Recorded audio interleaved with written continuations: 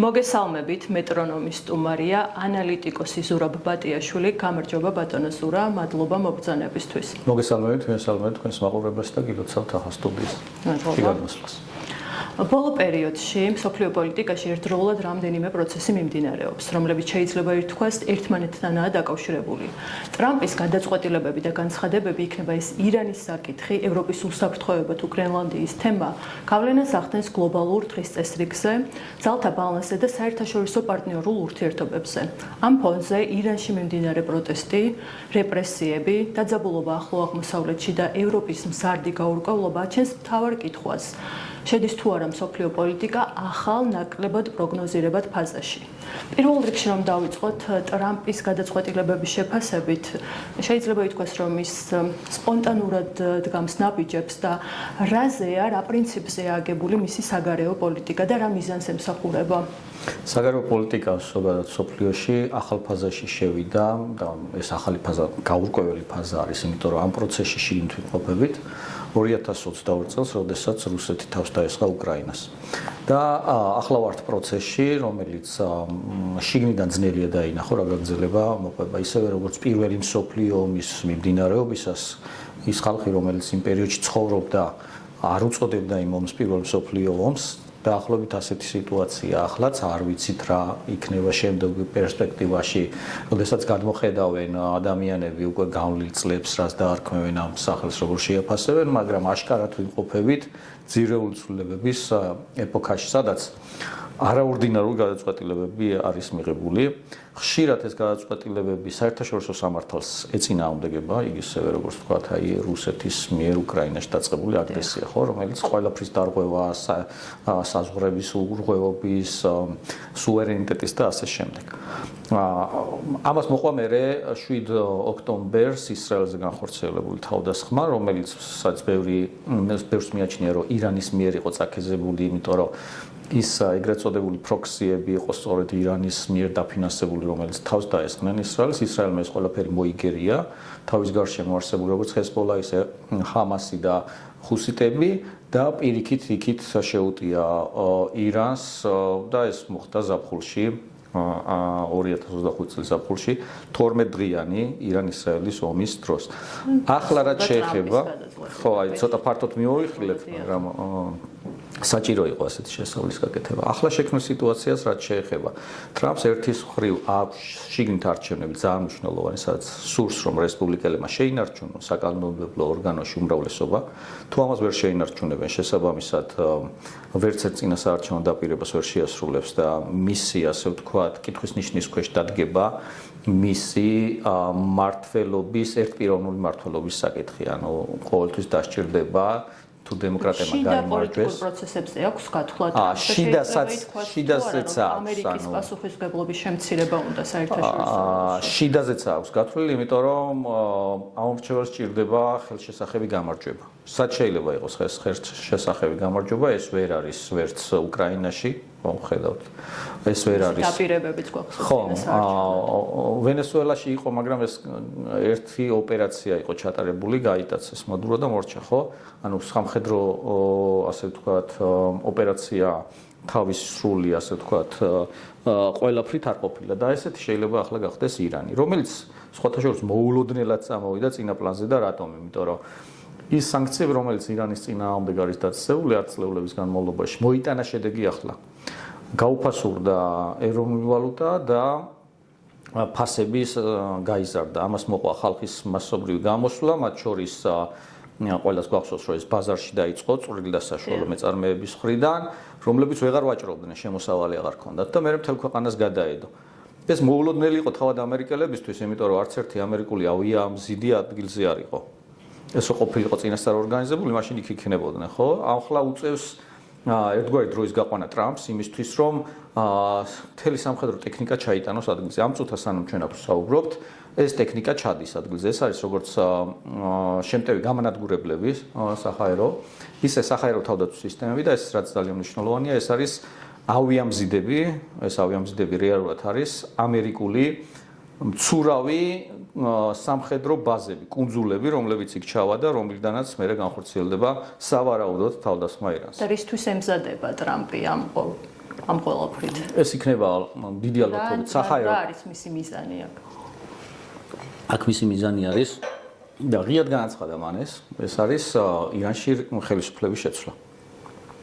რამდენად გამოუვათ ეს მეორე საკითხი არის და ვფიქრობ, რომ აქამდე არ დაიწყეს სწორედ იმიტომ, რომ არ იყო იმ სახის ძალა თავმოყრილი რეგიონში, რომელიც უზრუნველყოფდა ამ მიზნის განხორციელებას. ანუ 1 და 2 საჰაერო შეტევა ამას არ მოიტანდა. რატომ? იმიტომ რომ ირანი არის დიდი ქვეყანა, უშველებელი არის ტერიტორიულითაც რუკასაც რო დავხედოთ და მოსახლეობის თვალსაზრისით 90 მილიონიანი ქვეყანა არის, უზარმაზარი ტერიტორია.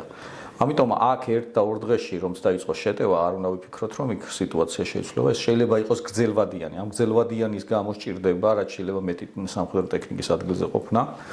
რომ დაბომბებით, სარაკეტო შეტევებით და ასე შემდეგ მაქსიმალურად დაასუსტოს ხელისუფლება იმდაგვარად, რომ ადგილზე მოქალაქეებმა, ასე ვთქვათ, იაქტიურონ და ამით შეიცვალოს ხელისუფლება. არავინ არ ფიქრობს, რომ ეხლა მაგალითად ტანკებით შეუტევენ ირანს, იმიტომ რომ ფიზიკურად წარმოუდგენია ჯერ ამდენი 1000 ტანკის იქ ჩატანა, მე იქ მომზადება და თან თაგორიან ირანში ტანკებით სიარული, სადაც მსხვერპლი შეიძლება იყოს ათეულათასობით, რაზეც ამერიკელები მზად არ არიან მორალურად, ხო?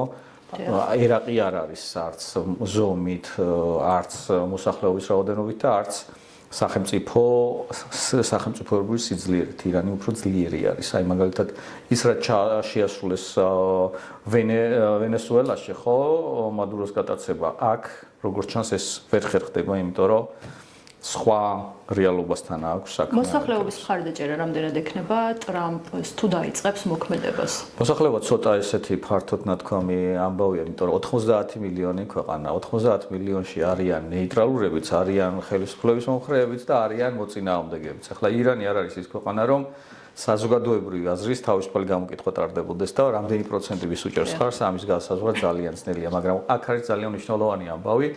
ის ვისაც იარაღი გააჩნია, ანუ შეიარაღებული ფორმირებები და ასე შემდეგ ხელისუფლების სრული კონტროლის ქვეშ არ ხდება ის, რომ გადავიდეს მეორე მხარეს ეს ხალხი, ხო? ამიტომ ვისაც იარაღი გააჩნია, რაც არ უნდა უმცირესობას წარმოადგენდეს, მის მხარეს არის ხოლმე როგორც წესი წარმატება. ამიტომ გარედან ჩარევის გარეშე ფაქტურად განწირული არის ეს გამოსვლები. წინა გამოსვლები, როცა იყო წლების წინ გამოდიოდნენ ირანელები და პროტესტებდნენ, მაშინაც იყო ჩახშობის ისინი, რა ქვია, მაგალითები. მაშინ გარე ფაქტორი არ იყო. განმასხვავებელი არის ის, რომ ახლა გარე ფაქტორი არსებობს ამერიკის და ისრაელის სახით. ისრაელმა წეგანაც ვახსენეთ, რომ სულ ახლახანს ჰქონდა ომი ირანთან, ანუ ასეთი რა მოხდა და შეიძლება კიდე მოხდეს და მეორე ვენესუელა. წინა პირობა დღეს. რა თქმა უნდა, ირანის დასუსტება, იქ ხელისუფლების შეცვლა ისრაელის ერთ-ერთი მთავარი საგარეო პოლიტიკური ამოცანა. შეიძლება ისრაელიც ჩაერევოს. შეიძლება არა, დიდი სიამოვნებით ჩაერევა თუ იქ ხელისუფლება შეიცვლება. მაგრამ კიდევ ერთხელ ვამბობ, ეს ირანი ძალიან დიდი ქვეყანა არის. ირანის საგარეო პოლიტიკური მიზანი არის ისრაელის განადგურება. ამიტომ ისრაელი ყველაფერს მოიღებს მონაწილეობას, რაც ამ საფრთხეს ასე გაანეიტრალებს, ასე ვთქვათ. დიახ. დღეს რა ვითარებ, ანუ ამ ეტაპზე რა ხდება ირანში? ხო, კარგი კითხვა არის. ერთი ის არის, რომ ინტერნეტი შეზღუდულია და ყველაფერს ვერ ვიღებთ იქიდან, მაგრამ რასაც ვიღებთ ეს არის დაახლოებით 20% იმისა, რასაც უნდა ვიღებდეთ რეალურად, 80% ვერ გამოდის გარეთ ინფორმაცია, მაგრამ ამ 20-ით შეიძლება ვიმსჯელოთ რა ხდება.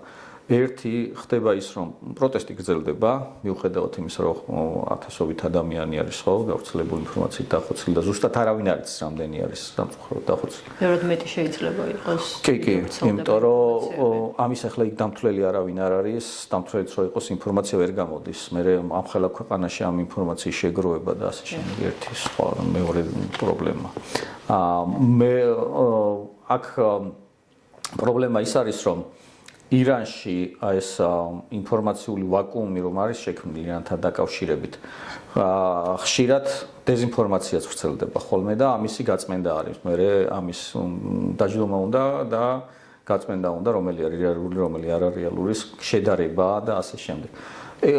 ყველაზე მთავარი ჩემი აზრით იმის გარდა რომ გამოსვლები არის ის რომ ის ეკონომიკური პრობლემები რომელმაც გამოიწვია ეს გამოსვლები არსად არ წასულა, ხო? ისევ მძიმე სანქციების ქვეშ ცხოვრობს ეს ხალხი, ისევ მძიმე სოციალურ-ეკონომიკურ მდგომარეობა არის, ისევ ფასები გაზრდილი არის, ისევ ვალუტა გაუფასურებული არის და რაც ყველაზე მნიშვნელოვანი არის, არ ჩანს ამ სიტუაციიდან, ამ ეკონომიკურ სიტუაციიდან გამოსვლის პერსპექტივა. შაჰის პერსონის გააქტიურება რას ნიშნავს, როგორ ცვლის პროცესებს? კარგი კითხვა არის, იმიტომ რომ წინა გამოსვლების დროს შაჰის ფიგურა საერთოდ მივიწყებული იყო და თვითონ ოპოზიცია წინააღმდეგი იყო შაჰის, იმიტომ რომ შაჰი მაინც დაკავშირებული იყო არა მაინც და მაინც დემოკრატიულ მმართველობის ფორმასთან. მაგრამ ახლა ეს ფიგურა წინ არის წამოწეული და თვითონ შაჰი ძალიან ადეკვატურად აფასებს სიტუაციას და რატომ ის ამბობს რომ მე მზად ვარ ავიღო პასუხისმგებლობა სათავეში ჩაუდგე პროტესტს ჩავიდე ირანში ავიღო ხელისუფლება და მე გამოვაცხადო დემოკრატიული არჩევნები და დემოკრატიული არჩევნების დროს ხალხი რასაც გადაწყვეტს და როგორც გადაწყვეტს ისე იყოს ამ ქვეყნის მომავალი ეს იდეის დონეზე კარგი არის ლამაზი სიტყვებია ოღონდ რეალურად რა უნდა მოხდეს არავინ იცის რატომ. ირანი ისევე როგორც ახლო აღმოსავლეთის სხვა ქვეყნების უმრავლესობა, აბსოლუტური უმრავლესობა, 1-2 გამონაკლისის გარდა, მას არ ქონია დემოკრატიული მმართველობის გამოცდილება. არ ყოფილა ის კლასიკური გაგებით ლიბერალური დემოკრატიული არჩევნები, ეს პარტიები არ მოსულან ხელისუფლებაში, არ ყოფილა ცვლილება. ირანში დღესაც არ არის ოფიციალურად არ არსებობს პოლიტიკური პარტიები. შესაბამისად ძალიან ძნელი არის იმაზე მსჯელობა, რა შეიძლება მოხდეს მომავალში. პროცედურულად რო განვითარდეს ეს მომენტი. ხო, ანუ იდეის დონეზე კარგია, მაგრამ იმის გამო რომ ამისი ტრადიციები, ამის გამოცდილება არ არსებობს, ძალიან ძნელია მსჯელობა. დღეს დღევანდელი ვითარების გათვალისწინებით, როგორ უფრო მეტად შეიძლება განვითარდეს პროცესი? შეიძლება თუ არა შედეგი მოყვეს ამ პროტესტს თუ ისევ დასრულდა შედეგის გარეშე. თქვენ როგორ გგონიათ? მე მგონია რომ გარედან ჩარევის გარეშე შედეგი არ იქნება. გარედან ჩარევას გულისხმობს სწორედ იმას, რაზეც ახლა ვისაუბრეთ, ხო? შიგნიდან არ აქვს ოპოზიციას იმის ძალა თუ საპროტესტოდ გამოსულ ხალხს იმის ძალა, რომ შეცვალონ რეალურად ხელისუფლება. გარედან ჩარევა რა დონეზე იქნება? როგორი ფორმა იქნება ამას? ალბათ ძალიან მალე დავინახავთ, იმიტომ რომ ეს სამხედრო ტექნიკა ახლაც გზაშია, რამდენიმე დღე სჭირდება იმისთვის, რომ სრულად განლაგდეს იმ პოზიციებზე, რომ ბრძანების მიღების შემთხვევაში მზად იყვნენ შეტევის მისადგმად.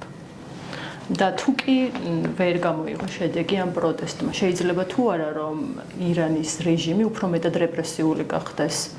ყველა შემთხვევაში ასეთ სიტუაციებში რეჟიმები ხდებიან ხოლმე იმ შემთხვევაში თუ მათი შეცვლა ვერ ხდება უფრო აგრესიულები რატომ იმიტომ რომ მათ ხელფეხი ეხსნებათ მოქმედებისთვის და ყველას ვინც არიან შემჩნეული ამ საპროტესტო გამოსვლებში მათ ელით რა თქმა უნდა კაცრი რეპრესიები ეს მხოლოდ ირანს არ ეხება ეს ჟანრის კლასიკა არის დიახ ანუ ირანთან ერთად ტრამპს საკმაოდ ესეთი სკანდალური განცხადებები ჰქონდა გრენლანდიის თემაზე და რამ გამოიწვია ამ საკითხის გააქტიურება დღეს?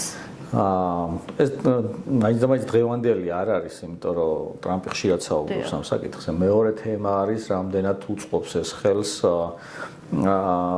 ნატოს შიგნით ერთიანობას. ნამდვილად არ უწყობს ხელს და შიგნით რაღაც დისონანსი შეაქვს.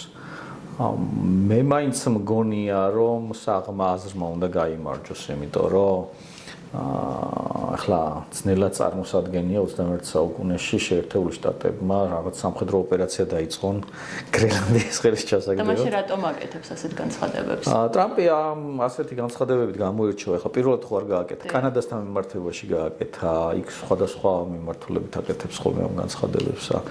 ვნახოთ, არ ვიცი, ახლა რეალურად ტრამპთან დაკავშირებით რაღაც 100%-იანი პროგნოზირება ძალიან ძნელი არის, ხო? ერთადერთი შეიძლება ითქვას, რომ ერთადერთი პოლიტიკოსია, რომელსაც ვერ განსაზღვრა მეორე დღეს რას იზავს. არა განცხადებას გააკეთებს და მე როდის შეიძლება კიდე ამ განცხადებას დაუბრუნდეს, ხო? ეს ტრამპის განცხადებები როგორ იმოქმედებს შემდეგ აშშ-სა და ევროკავშირის, ევროპის ქვეყნებს შორის ურთიერთობაზე? ხო, აქ მნიშვნელოვანი იქნება რა ბიჯებს გადადგავს ადმინისტრაცია, ანუ იქ საუბარი არის ტარიფების შემოღებაზე, რამდენად რეალური იქნება ეს ტარიფები, როდიდან იქნება ტარიფები, რა ამ დეტალებს უნდა შევხედოთ და ამის შემდეგ შეიძლება ამას შეჭედოთ. წინააღმდეგობისთვის ევროპა არის თუ არა მსად? გააჩნია ხა წინააღმდეგობას რას ვეძახით? კი, განცხადებების დონეზე. საჭირო რომ გრენლანდია დაიცვან. ხო, ახლა ეს გრენლანდიის დაცვა ცოტა ისეთი თემა არის, ახლა ფიზიკურად არ ვიცი, უშუალებელი არის გრენლანდია, რუკაზე ნახავდით. დიახ. უმეტესად დაუსახლებელია, თეთრი დათვები ცხოვრობენ. და ახლა რა ვიცი, ამ ხელა კონსულის დაცვა ფიზიკურად ცოტა ძნელი წარმოსადგენია, იმ ძალებით ყოველ შემთხვევაში. არ ვიცი ახლა ეს ცოტა უკვე ფანტაზიის სფეროში გადადის დაცვა, შეტევა გრენლანდიაზე. ტრამპის მიერ დაანონსებულ მშვიდობის საბჭოზე რომ ვიასაუბროთ, ეს როგორ აფასებთ მის ინიციატივას და რეალური შედეგები შეიძლება ჰქონდეს თუ არა მას? რამდენიმე ქვეყანა უკვე დათანხმდა ამ კი, რამდენიმე ქვეყანა დათანხმდა, მაგრამ ცოტა ძნელი არის რატომ? ახალი სოფლიო წესრიგის შესაბამისი წყობა როგორც წესი ყალიბდება ხოლმე მას შემდეგ, როდესაც დიდი ომები სრულდება. აი მაგალითად, პირველი მსოფლიო ომის დასრულების შემდეგ ერთა ლიგა, რომელმაც მერე თავისთავი ამოწურა, საკუთარი თავი ამოწურა და მეორე მსოფლიო ომის დასრულების შემდეგ შეიქმნა გაერო, რომელმაც ასევე უკვე ამოწურა ახლა თავი, მაგრამ იმის გამო რომ ეს დიდი ომები არ დასრულებულა, მხედველობაში მაქვს რუსეთ-უკრაინის ომი, აქეთ ირანის თემა და ასე შემდეგ. ეს სანამ არ დასრულდება, ცოტა ძნელი არის იმაზე მსჯელობა, ცოტა ნაადრევი შეიძლება იყოს ეს, იმიტომ რომ გაეროს ალტერნატივა ხომ არის? ხო და მაგას ვამბობ, ანუ გაერომ თავი ამოწურა, იდეაში გაერო უნდა გაუქმდეს და ახალი შეიქმნას. იმიტომ რომ არ ასახავს იმ რეალობას, მეორე მსოფლიო ომის შემდეგ შექმნილი სიტუაცია ახლა უკვე ძალიან არარელევანტურია, მაგრამ ამისთვის საჭირო არის ეს ომები დასრულდეს. ჩვენ დღემდე არ ვიცით, ხო, როგორ დასრულდება, ან ერთი, ან მეორე, ან მესამე კონფლიქტი, ხო? ამიტომ ესენი, როდესაც დასრულდება, როდესაც ქარიშხალი არის, ხო, იქ ძნელია საუბარი იმაზე, რომელი ფიგურას ad უნდა დადო საჭადრაკო დაფაზე, მაგალითად, ეზოში. მაგრამ როდესაც ეს ქარიშხალი ჩადგება, მე უკვე შეგიძლია, ხო, იქ ვთქვათ, იფიქრო იმაზე, სად რა ფიგურა განალაგო. ან როგორ განვითარდება პროცესები? ამას დიდი გავლენა ექნება მათ შორის პატარა ქვეყნებზე და საქართველოსაც და ჩვენი ქვეყანა ამ პროცესში სად შეიძლება აღმოჩნდეს? ნუ მართალია არ აკეთებენ საერთაშორისო განცხადებებს არც ირანის მხარდაჭერას და არც სხვას, მაგრამ მაინც როგორ იმოქმედებს ეს პროცესები ჩვენს ქვეყანაზე? ყველანაირად მოქმედებს, ახლა რუსეთ-უკრაინის ომზეც ამბობდნენ, რომ ჩვენზე არ იმოქმედებს და როგორ არ მოქმედებს, ხო? ასობით ჩვენი მოქალაქე იბრძოდა და იბრძვის უკრაინის და შესაბამისად საქართველოს მომავლისთვის იქ თავსდებს, იღუპებიან ჩვენ გმირები და ასე შემდეგ და ის თუ როგორ დასრულდება რუსეთ-უკრაინის ომი, ბევრად განსაზღვრავს იმას თუ როგორი იქნება პოსტსაბჭოთა სივრცეში შემდგომი მოწყობა და ასე შემდეგ, ხო?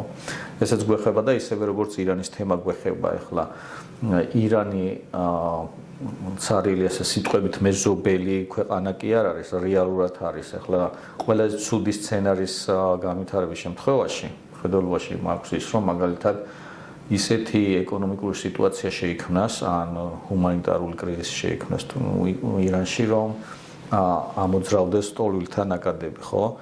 90 მილიონიან ქვეყანაში მოსახლეობის 3%-იც რო ამოძრავდეს, ის გამო როგორ შეუძლოს, ხო? ეს 2 მილიონზე მეტი ადამიანია, ხო? თითქმის 3 მილიონამდე ადამიანი და სად შეიძლება წავიდეს ეს 3 მილიონი ადამიანი, ხო? ავღანეთში ვერ წავა უარესი სიტუაცია, პაკისტანში უარესი სიტუაცია, თურქმენეთი არ შეუშვებს, ქვევით ზღვა არის, ერაყში უარესი სიტუაცია. ერთადერთი საითანაც შეიძლება წამოვიდეს, ეს არის კავკასია, თურქეთი, მეტი გზა გამოსავალი ამ ხალხს არ აქვს. როგორ ხდება ჩვენ ქვეყანა გამოწვევას? ვერანაირად ვერ ხდება, იმიტომ რომ წლების წინ გაუქმდა საქართველოში ეროვნული უსაფრთხოების საბჭო, რომლის ფუნქცია არის წინასწარ მოსალოდნელი მსგავსი საფრთხეების შეფასება, გეგმის გაწერა, რომ მაგალითად მოგადგალ ტოლვილთა ნაკადი. რას აკეთებ ამ დროს? კარვებში ქალებს და ბავშვებს იღებ, თუ რას აკეთებ?